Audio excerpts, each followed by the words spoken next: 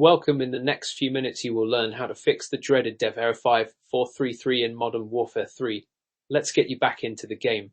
This error usually pops up because of corrupt game files, outdated drivers, or even incompatible hardware. First, let's check the integrity of your game files. Open Steam, go to your library, right-click on Modern Warfare 3, select Properties, head over to Local Files, and finally, click on Verify Integrity of Game Files. Next up, outdated drivers can cause a myriad of problems, so ensuring they are updated is crucial.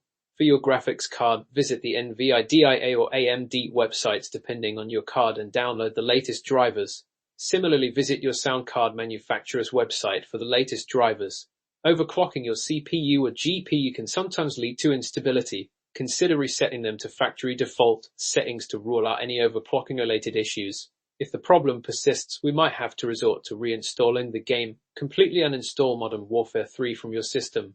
After uninstalling, navigate to the game directory, which is usually located in your Steam folder under Steam XCOM on Call of Duty.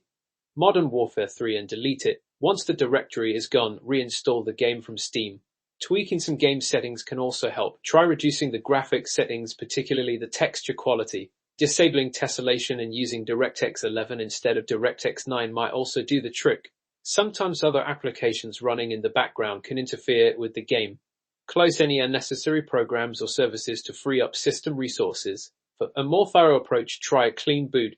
Press the Windows key +R, type sconfig, hit enter, go to the Services tab, and disable all non-Microsoft services.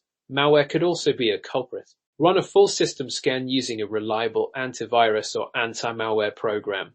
If all else fails, reinstalling Windows should be your last resort. A clean installation can eliminate any potential system conflicts that might be causing the error. Remember to back up your important data before proceeding with a Windows reinstallation. Thank you for watching. Subscribe for more such tutorials.